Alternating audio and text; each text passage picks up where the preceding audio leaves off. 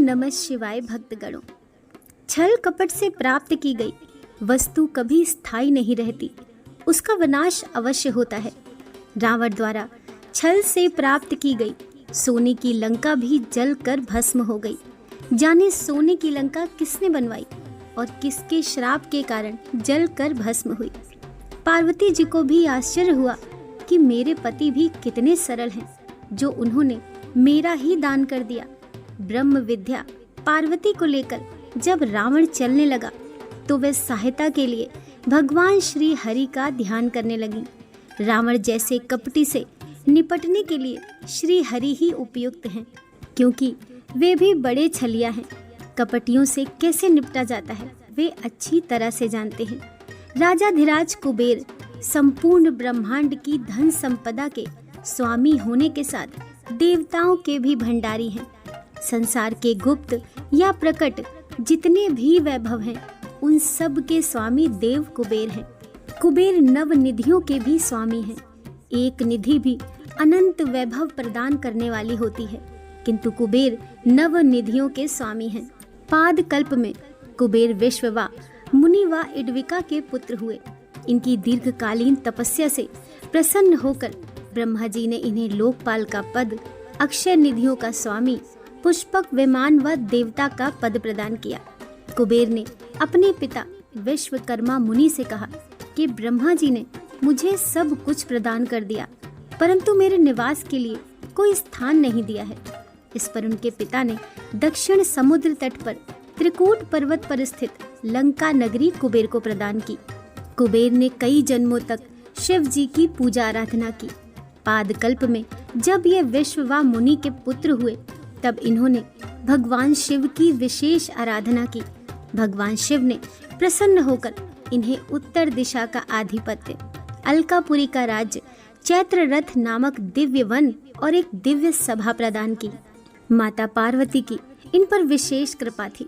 भगवान शिव जी ने कुबेर से कहा, तुमने अपने तप से मुझे जीत लिया है, अतः मेरा मित्र बनकर यहीं अलकापुरी में रहो। इस प्रकार कुबेर भगवान शिव के भी घनिष्ठ मित्र हैं। एक बार कुबेर ने भगवान शंकर के पास जाकर कहा, मैं आपकी कोई सेवा करना चाहता हूँ, मुझे कोई सेवा बताएं। भगवान शिव ने कहा, मेरे हृदय में तो श्री राम बसते हैं, वही मेरा धन है, मुझे किसी वस्तु या सेवा की आवश्यकता नहीं है। भगवान शिव के मना करने पर कुबेर भंडारी प्रतिदिन माता पार्वती से विनती करते, माँ मेरी आप दोनों की सेवा करने की बहुत इच्छा है, कोई सेवा बताओ। एक बार भगवान विष्णु और लक्ष्मी जी भगवान शंकर और माता पार्वती से मिलने कैलाश पर्वत पर आए। ठंड के कारण लक्ष्मी जी ठिठुरने लगी। सर्दी से बचने के लिए उन्हें पूरे कैलाश पर्वत पर कोई स्थान नहीं मिला।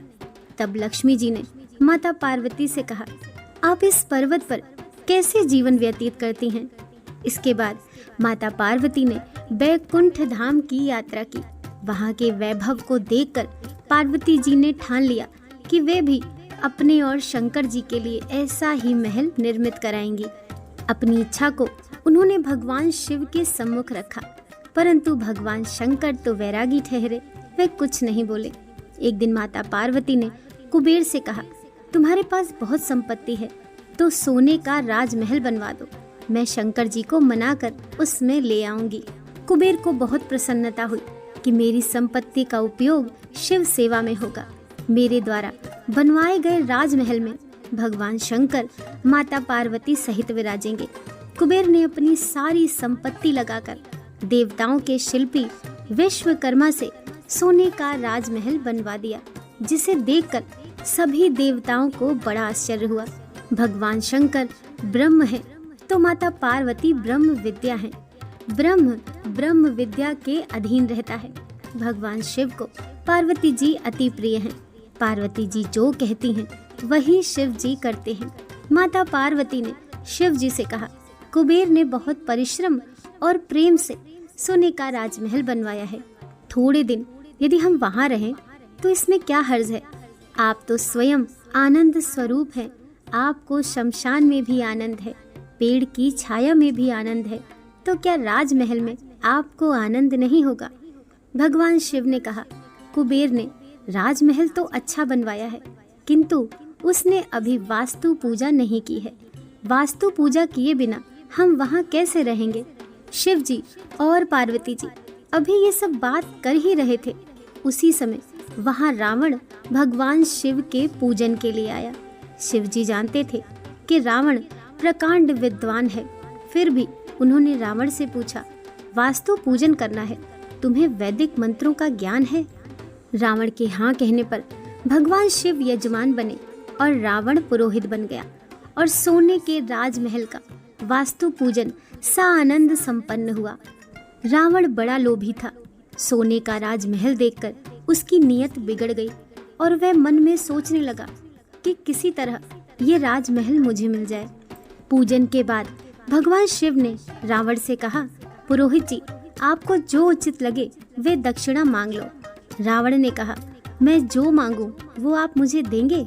भगवान शिव ने कहा, मेरा नियम है कि मैं किसी से ना नहीं कहता। रावण ने कहा, महाराज, ये जो सोने का राजमहल है जिसका वास्तु पूजन मैंने करवाया है, उसे आप दक्षिणा में मुझे दे दें।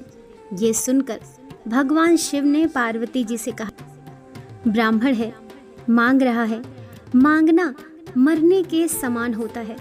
हम लोग सोने के राजमहल में रहें या कहीं और, क्या फर्क पड़ता है? कोई गरीब राजमहल में रहकर सुखी होता है तो हम उसको देखकर ही सुखी हो जाएंगे। भगवान शिव याचक मांगने वाले के लिए कल्प वृक्ष हैं। जैसे कल्प वृक्ष अपनी छाया में आए हुए व्यक्ति को अभीष्ट वस्तु प्रदान करता है, वैसे ही शिव के दरबार से कोई खाली हाथ नहीं लौटता।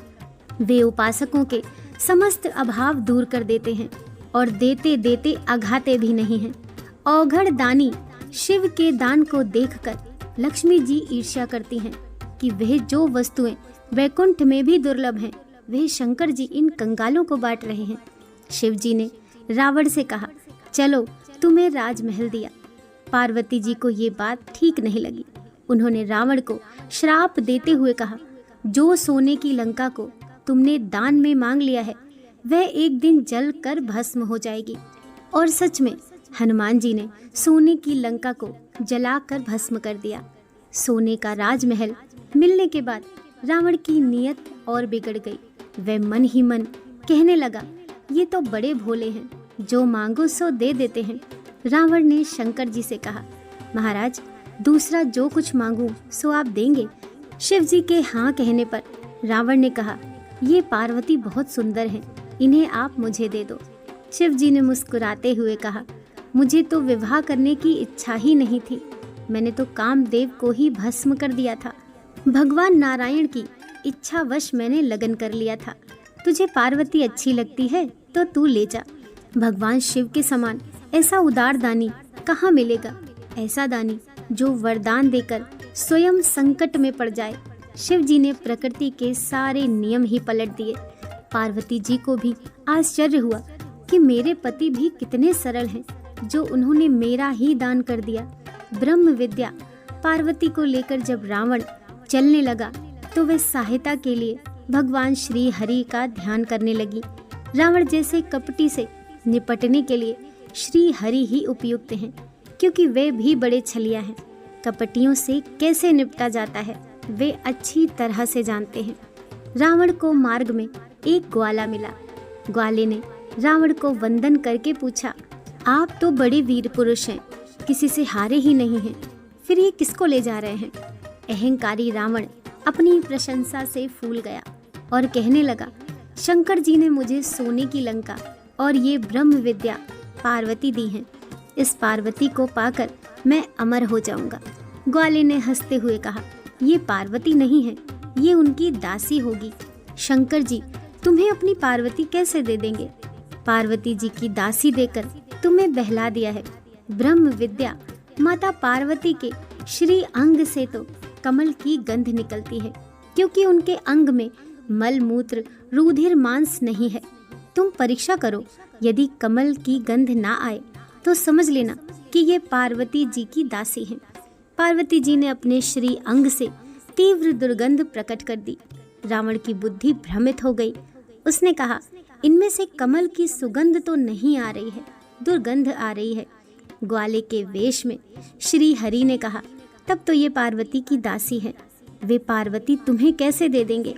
मैंने सुना है कि पार्वती जी को शंकर जी ने पाताल में रख दिया है, तुम इन्हें छोड़ दो। रावण ग्वाले की बातों में आ गया और पार्वती जी को छोड़ करके चला गया। तब भगवान श्री हरि ने वहाँ पार्वती जी की पूजा और स्थापना की। दक्षिण भारत में गोकर्ण महाबलेश्वर नामक स्थान है, जहाँ पर द्वैपायनी जगदम्बा पार्वती जी का मंदिर है।